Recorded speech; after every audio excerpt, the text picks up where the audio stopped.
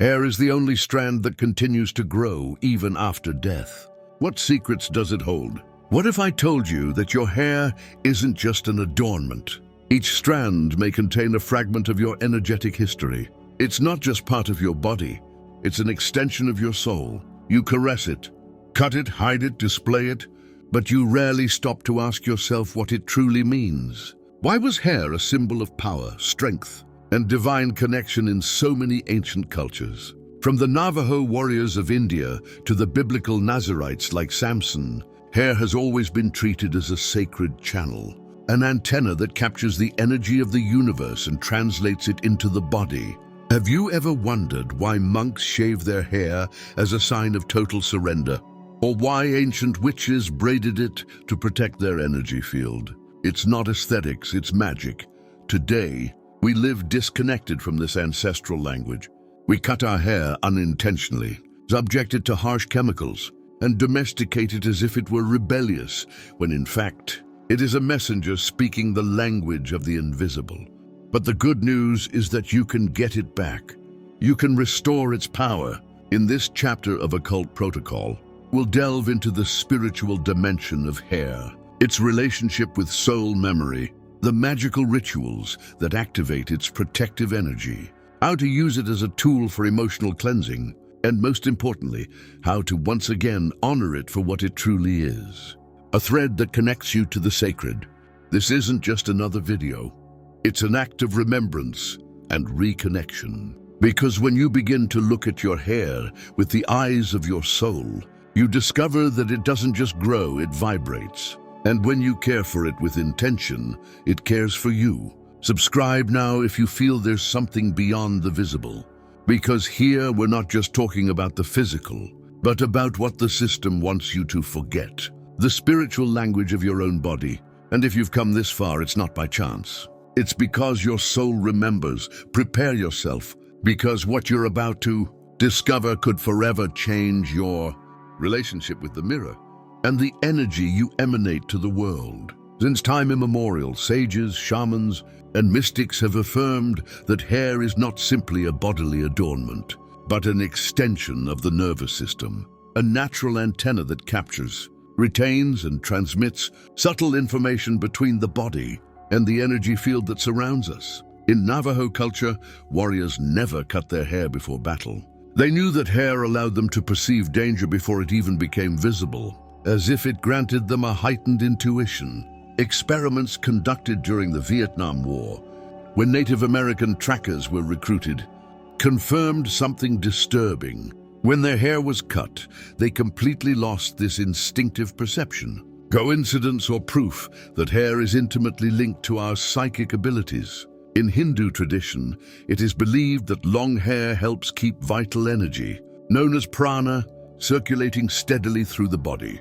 People don't cut their hair because they see each strand as a link that keeps them connected to the cosmic field. More than that, they claim that hair acts as a solar collector, absorbing the sun's energy and channeling it to the brain. In the Bible, Samson's story isn't just a fable of physical strength. His hair was a symbol of a sacred vow, his direct connection to the divine. When Delilah betrays him and cuts his hair, what he really loses is not his muscular strength, but his spiritual connection. It disconnects, fragments. In many African cultures, it is also believed that hair is so sacred that it should not be touched by anyone, as doing so opens an energy channel and risks absorbing emotions, thoughts, or even curses from those who handle it. So what happens when you neglect it, mistreat it, or mindlessly subdue it? This channel becomes distorted. You lose sensitivity, intuition, and vitality. Your body feels, sadness builds up, sleep is fragmented, and energy diminishes. Hair isn't just a symbol of beauty, it's a symbol of power. And it's up to you to decide whether that power remains active or dormant. Therefore, the first step to reconnecting with your wisdom is to change your perspective. Stop seeing your hair as something external and start experiencing it as an extension of your auric field, a living antenna that responds to what you think, what you feel, and what you allow.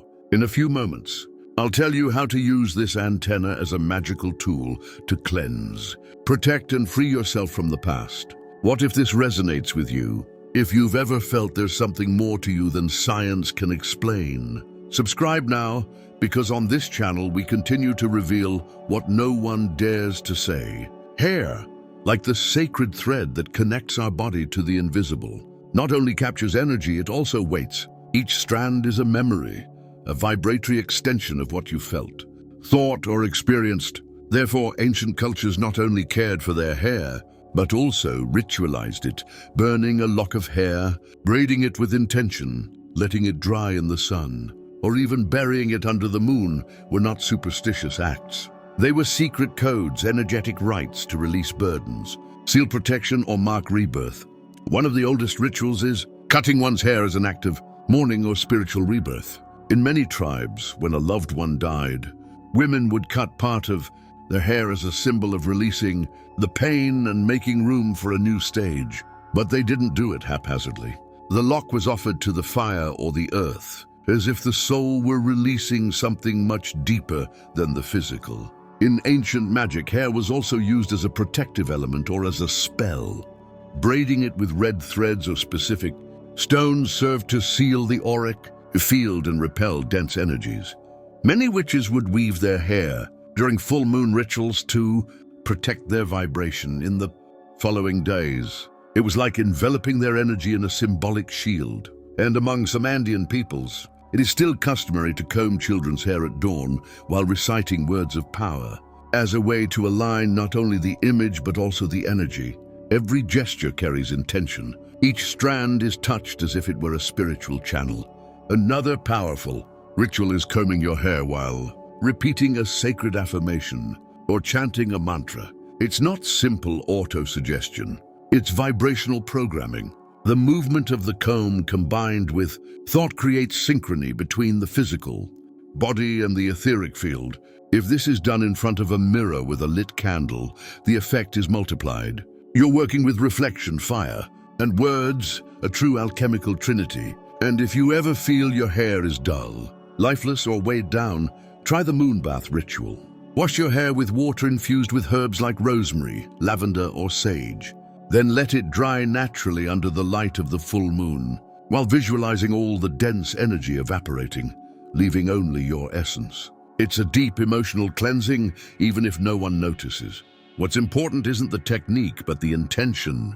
Your hair responds to what you think, what you say, what you believe. Turning hair care into a ritual isn't vanity. It's energetic sovereignty. In the moment, we'll discover why braiding isn't just a hairstyle, but an ancient spiritual seal that protects your energy field. And if you want to go further, you need to know the manual for your higher self. Just as hair holds ancient mysteries and acts as an energy antenna, other parts of the body also hide secrets of power. In this manual, you'll discover ancient techniques for manipulating energy, activating hidden points of the body, and learn how to consciously control your reality. Here, methods used by ancient traditions are revealed to attract prosperity, cultivate loving and lasting relationships, restore vitality and health, and most importantly, align with the creative frequency that shapes destiny. Each page is a map of forgotten keys that transform your body into a living temple and your mind into a tool of manifestation. This isn't about theory, but about practice. A clear step-by-step guide to accessing inner dimensions the system wanted you to forget. If hair can be a spiritual seal, imagine what you can awaken by discovering the other codes hidden within you. Access to the manual is in the first pinned comment. Click Discover and start controlling your reality today. And if all this makes sense to you so far, subscribe now, because here you're not watching a channel, but entering a temple of sacred memory. At first glance, a braid may seem like just a common hairstyle, an aesthetic choice, a custom, or a fashion statement. But for ancient cultures, and for those who still remember, the braid is a sacred symbol, an act of everyday magic that protects, seals, and organizes the energy field. Braiding hair isn't simply intertwining strands of hair, it's intertwining intentions, uniting thought, emotion, and will in a single gesture. In many shamanic cultures, Braiding hair before a ceremony or an important journey was as essential as preparing the ritual elements. The braid acted as a vibrational knot, a seal that prevented energy from escaping like an invisible armor. In ancient Europe, wise women, midwives, healers, and white witches braided their hair at dawn. They did so not for beauty, but as psychic protection to contain their energy and shield themselves from projections, envious thoughts, or even wandering entities. In these braids was woven prayer, silent prayer, an invisible shield. In Africa, many traditional braids follow not only aesthetic patterns, but also geometric and spiritual ones. Some represent life paths, others carry symbols of fertility, resilience, or connection with ancestors. In this context, braided hair is not adornment. It is a codified energetic identity. In India, certain branches of Hinduism believe that a woman who doesn't braid her hair leaves, her energy dispersed, open to external influences. Therefore, in sacred rituals and festivals, hair is gathered and braided with flowers or specific eyes. The gesture is not trivial. It is an offering to the soul. Braiding can also be a personal ritual. If you're experiencing internal chaos, anxiety, or emotional dispersion, do this with intention. Sit in front of the mirror in silence and begin braiding your hair slowly. As you do, visualize organizing your thoughts, aligning your emotions, and sealing your decisions. You can even mentally label each strand. This is what I think. This is what I do. This is what I choose. When finished, visualize this braid forming an energetic seal on your back and carry it like an invisible amulet. In some advanced protection rituals, the braid may be reinforced with red threads, sacred symbols, or essential eye drops such as myrrh, rue, or sandalwood. Each element adds a vibratory layer, each knot a hidden code. But be careful. Don't let anyone touch your braid. Hair is personal, intimate, and if braided with intention, its vibration is delicate. Touching a ritual braid without permission can disrupt the energetic work or absorb some of its power. In a moment, we'll see how a seemingly simple gesture, combing your hair underwater, can transform into an alchemical act of deep emotional cleansing. And if you sense this isn't fantasy but memory, sign up now, because there's still much more to be revealed. There's something deeply ritualistic about the act of combing. Even if you've done it 1,000 times without thinking, there are times when the gesture becomes different, intense, necessary. Combing your hair isn't just about untangling knots in your hair. It's about untangling emotional knots. It's about organizing your energy, calming your mind, clearing your field. And if you add the oldest and most purifying element in the world, water, to this gesture, the result can be transformative. Since ancient times, water has been considered a portal of cleansing and rebirth. It not only cleanses the body, but also purifies stagnant energy, memories, and emotions. This is why water is central to the most sacred rituals of so many cultures: baptisms, moonbaths, ablutions, and sacred immersions. But what happens when we combine this power with the intimate act of combing? What happens is alchemy. Combing your hair underwater with full awareness can become an act of emotional transmutation. Each stroke of the comb becomes a channel that removes what weighs, what hurts, what vibrates at a low frequency. The tension accumulated in the scalp, this often forgotten region, begins to dissolve, and with it, thoughts, worries, and knots in the soul are released. Many wise women recommend doing this in times of deep emotional pain, breakups, losses, grief, or difficult decisions. Nothing fancy is needed, just a comb, warm water, and presence. You can add a few drops of lavender, rose, or chamomile to the water and begin combing from the roots using slow movements, breathing deeply. As you do this, visualize yourself combing your thoughts, aligning your emotions, and releasing each strand of hair that no longer belongs to it. And if you want to further enhance this ritual, stand in front of a mirror with a lit candle. Look at your reflection tenderly, as if you were combing your most wounded self or your future self, who has already healed. In that moment, you're performing magic, true magic. Water also has memory, and you can program it with intention. Before beginning the ritual hairstyle, speak to the water. Tell it what you want to release, what you need to cleanse, what you're ready to leave behind. Then allow the water to touch your hair as if it were the hands of the divine. You will feel a change. It won't be immediate, but it will be real. This ritual isn't just for women. The soul has no gender. Those who understand this can access a deeper dimension of self-care, of energetic care. Because there are pains that can't be cured with pills, but with water, touch, silence, and a comb.